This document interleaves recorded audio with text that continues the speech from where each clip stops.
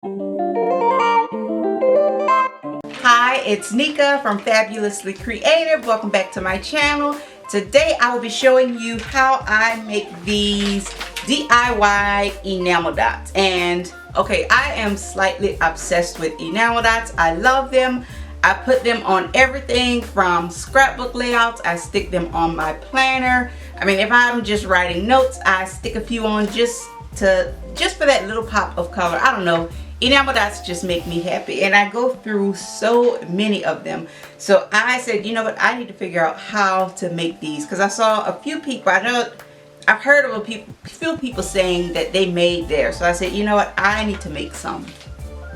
So I am going to be making mine out of perler beads. I got this bucket from Michael's, and I think it's normally maybe between $12 and $15. I paid about $8 or $9 for mine. I used the coupon, of course, because I don't know, I save those coupons and never get to use them. So I used the coupon on these, and you get 11,000 pieces. That is a lot of enamel dots. A lot. Even for me, that's a lot of enamel dots. And look at how many colors come in there. So you make all those. Y'all know I like to shake things. You make all those pretty colors. So these are the dots I will be making, and stay tuned for the tutorial. I hope you guys enjoy these.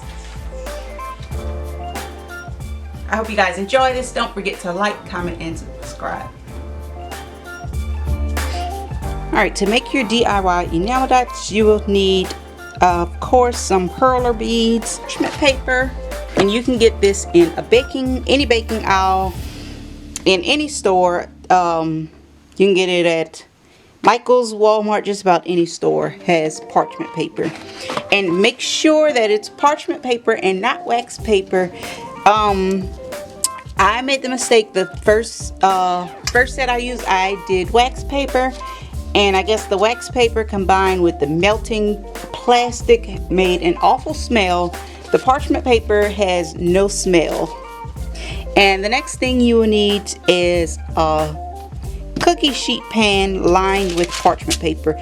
And don't mind my pan. I didn't want to use a brand new pan for this, or a pan that I am going to cook food in, just in case like any plastic gets through. This is my official enamel dot baking pan.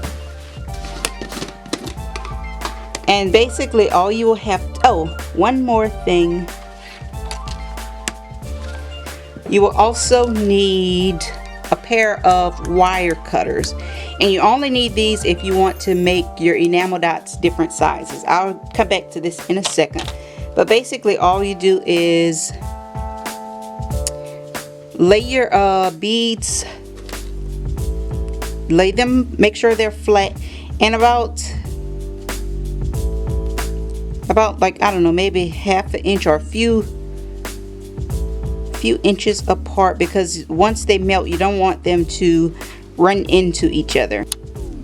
To get dots that are different sizes, you will need to cut your perler beads before you put them in the oven. And I use some wire cutters. I don't know what brand, what kind, I just found these in the garage. Alright, now that my pan is all filled up, it is off to the oven. This is what your dots will look like fresh out the oven. My paper, you'll notice it is like, you know, a little brown. And you can also see some that kind of fell over or were too close together. See how those colors run together? And at this point you can just pull them off. The next thing I do is I get some little glue dots, and basically I just stick them all on. And this part is a little tedious, but trust me, it is worth it.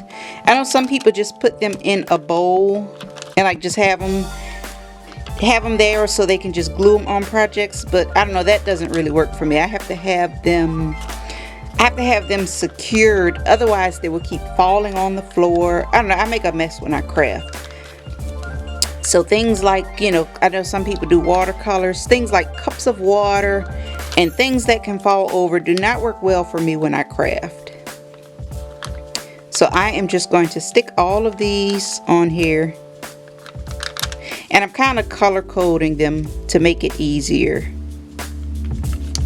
because when I do projects, I don't pull out all my supplies. I just pull out whatever color scheme I'm using. So as you can see, this part is a little tedious, and I am going to put all of these on these little these glue dots or zops, whatever you call them.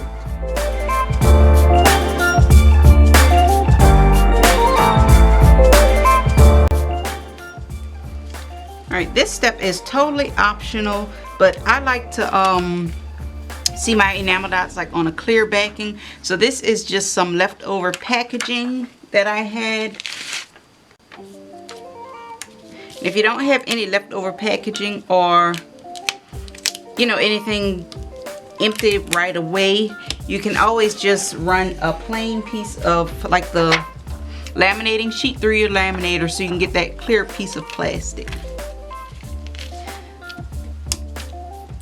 But I like to do this so you can see it on your like you can put this whole piece on your project or layout, whatever you're working on, so you can see, you know, how it'll look before you put it down. And like you can leave it on this little sheet, but I don't know, for me it was just annoying trying to get it off here while I was doing a layout or while you're trying to film something.